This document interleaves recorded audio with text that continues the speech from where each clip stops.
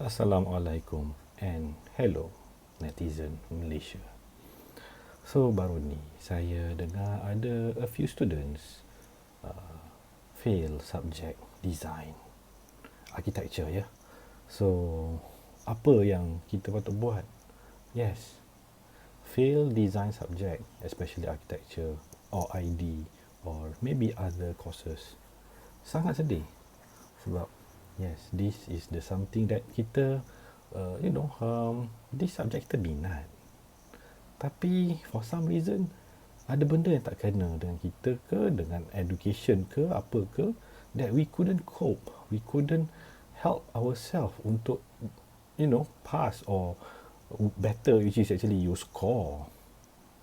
The thing is, there are a few things that I really wish to share dengan you all about how to, cope with this situation or at least improve yourself daripada terus menerus fail dalam architecture, especially design. Alright. Okay, so ini satu benda yang sedih lah, bukannya sedih tapi we have to take this failure sebagai satu pembelajaran kepada kita semua ya. To be successful, all people must learn, and not everyone have same speed of learning, and some need to learn slightly slower than the others. Okay, so dengan kerana we are all born differently, we are all perceive education, absorb our learning experience differently, alright, at different speed. The way we understand things different dengan orang lain, alright. So that's why when we learn, we have our friends around us.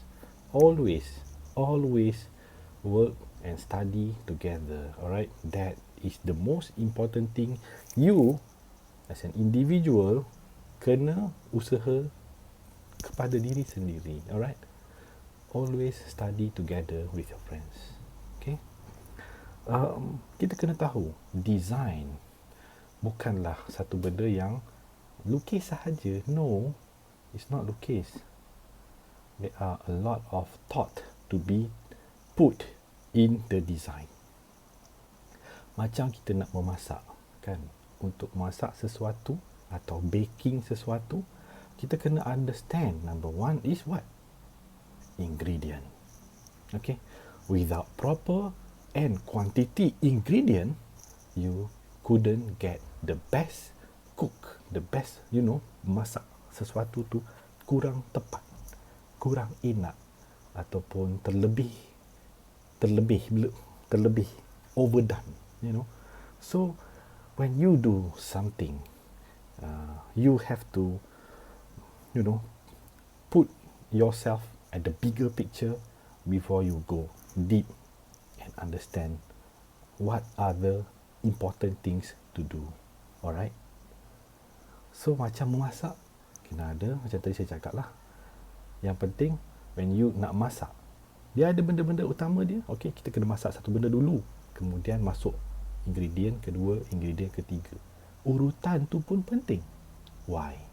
Because setiap ingredient dimasak dengan berbeza-beza kan. Macam daging perlu dimasak lebih lama berbanding dengan sayur. So nak masak daging dulu, kita masuk dalam kuali, kemudian baru masuk sayur, betul tak? Kita tak boleh masuk sayur dulu lepas tu masuk daging. It will not be a good masakan yang sedap lah. Sebab when you do that, sayur akan jadi terlebih layu, lembik, tak sedap. And then your daging pula akan jadi undercooked because you nak control between two ingredients yang berbeza masakannya. That's why sama juga dengan design. Okay, when we have to go through a design process, okay, yes, design process is very important.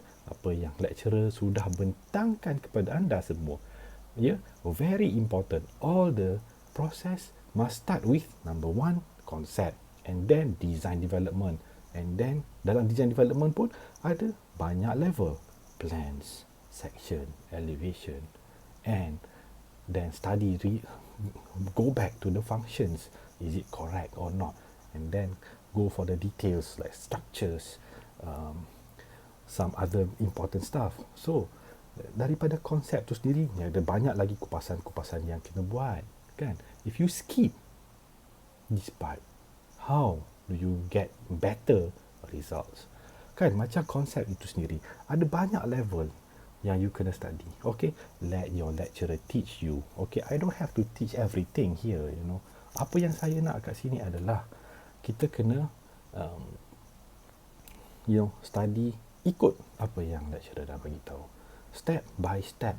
They are already given those steps for you to chase.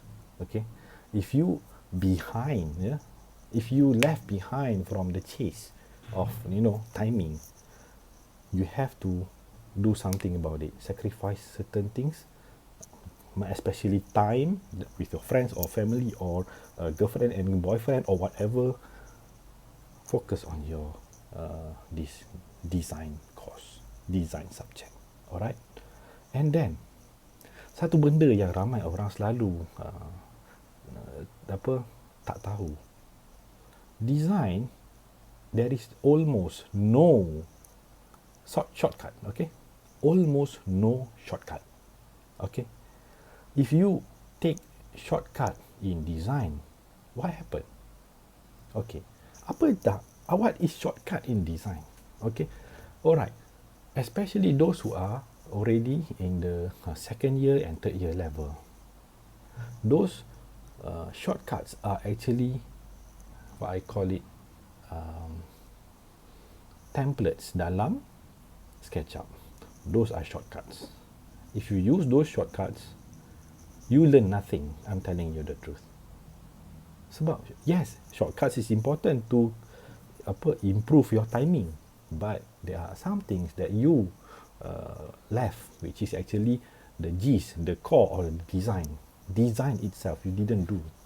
You just I have this planning approved by lecturer.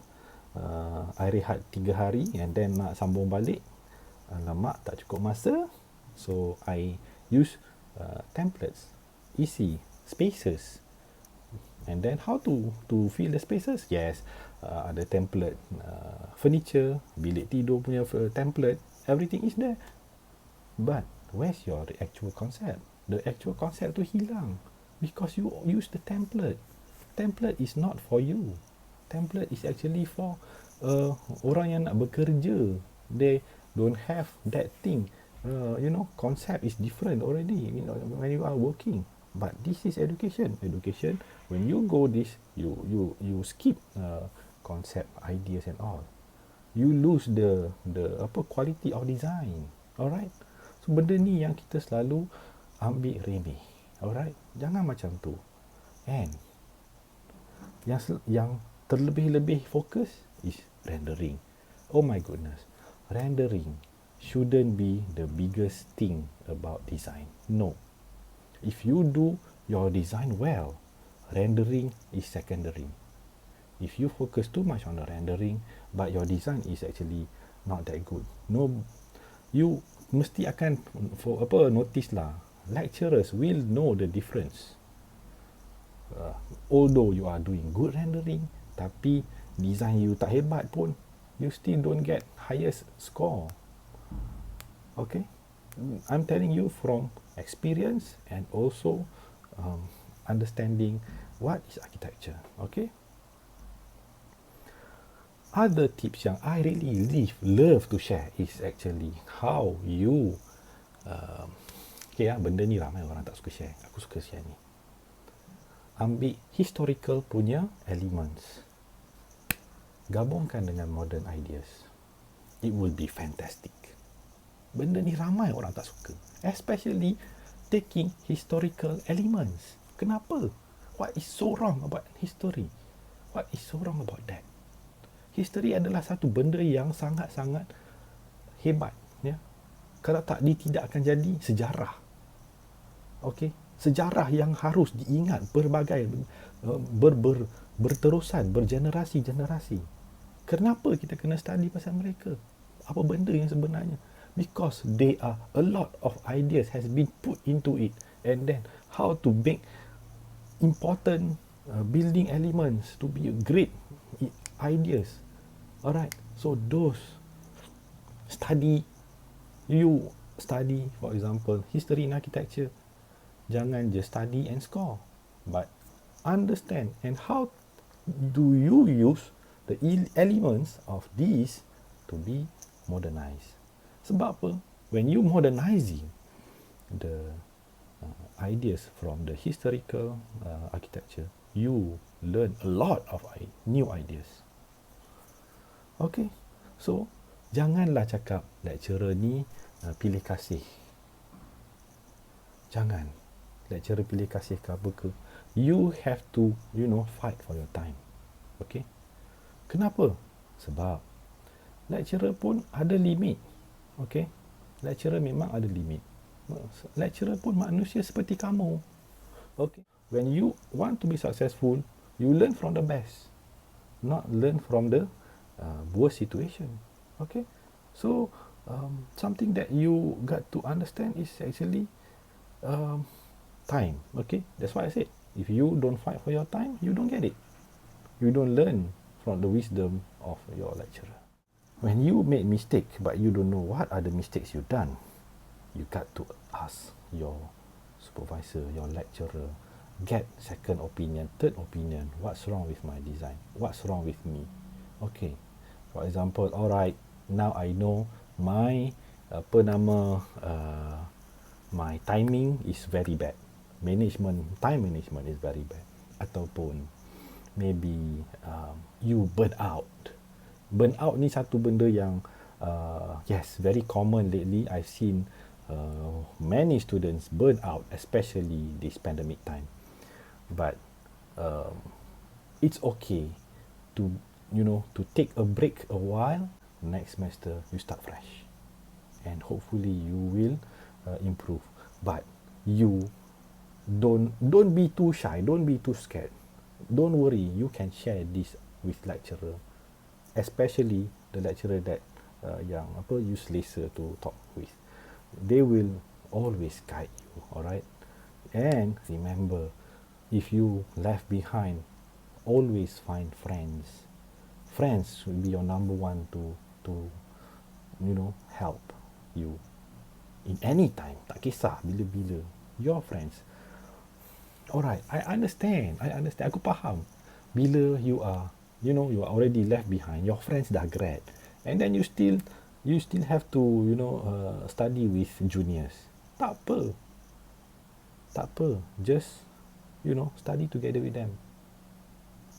I'm telling you, tak apa. Study je dengan dia orang. Because they want to learn something from you, especially mistakes that you done. They don't want to make mistakes from you. And then you also learn new things. Maybe the way, so many things that you will learn together. Especially if you give, you will take. If you give, you take. So there's no loss. Alright. And remember, nobody is actually perfect, and nobody starts with the same steps. Okay, same steps means if you designing something, you are good at form making, and then you start with form making, and then cepat-cepat masuk planning. If you are good at planning and then form making ada masalah, you start with planning first and then form making later. Okay, there are no wrong in architecture in terms of which steps to go first. Macam a few designers macam Hijaz Kasturi, Danny Lubiskin, they start with form, and then they let the buildings function to go in later. Arkitek-arkitek lain seperti Richard Rogers, they design from plan and then they develop the forms later. So there are steps that are different from one architect to another. Itu pun tak termasuk lagi filosofi behind them, kan? Tapi tak apa, it's alright. You know, you are a designer. And always remember, what you are designing tak akan dibina. So, what are you scared of? Design lah. Gila-gila pun. Design gila-gila, sewel-sewel, pelik-pelik. Supaya macam tak boleh nak logik pun. Tak apa. And tengok apa lecturer punya komen. Usually lecturer would say, tone down sikit. Your design ni terlampau, bombastic sangat apa semua. Yes, you should have that mentality. Let your lecturer tone down your design. Not you start with tone down design and then lecturer, come on, your design ni apa macam boring sangat. Do something better. Don't. That is the reverse thing. You shouldn't do that way. Because lecturers, especially lecturers yang pernah practicing, they have seen so many buildings daripada zaman dulu, 10 tahun dulu, 30 tahun dulu. Dia orang dah tengok dah macam-macam jenis design, construction methods apa semua. So, you are not going to do something similar 30 years ago. You should do something that is very different from what is currently doing, and then you should do it in the next 20 years. Okay? If anything you want me to share more, please comment. Okay? Comment, then tell me what else that you need me to share with you. Tips ke apa ke. Don't worry. I'll always be around. Assalamualaikum.